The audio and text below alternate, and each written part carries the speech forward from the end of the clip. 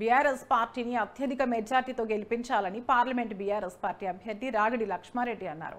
Ghatkesar municipal కేంద్రం మసీదు వద్ద ముస్లిం సోదరులకు బీఆర్ఎస్ పార్టీకి ఓటు వేసి అత్యధిక మెజార్టీతో గెలిపించాలని కోరారు. కాంగ్రెస్ ప్రభుత్వం మాయమాటలు చెప్పి అధికారంలోకి వచ్చిందని, పార్లమెంట్ ఎన్నికల్లో కాంగ్రెస్ పార్టీకి తగిన బుద్ధి చెప్పాలని అన్నారు.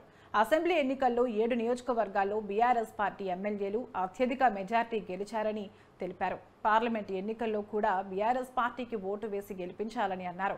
గతంలో కేసీఆర్ చేసిన అభివృద్ధి పథకాలే బీఆర్ఎస్ పార్టీని గెలిపిస్తాయని అన్నారు.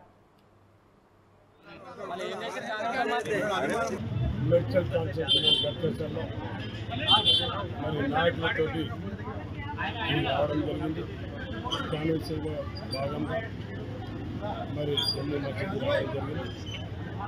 ఫ్రైడే రోజు మరి ముస్లిం సోదరులందరూ కూడా అమలు చేస్తున్నారు. మరి మసీదులో అందరూ కూడా కేసీఆర్ గారిని ఆశీర్వదిస్తున్నారు. మరి అసెంబ్లీ ఎలక్షన్లలో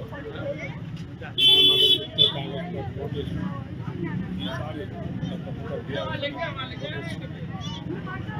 మరి ఎట్లయితే ఇక్కడ ఈ పార్లమెంట్లో 7 మంది ఎమ్మెల్యేలు గెలిపేశారు. ఈసారి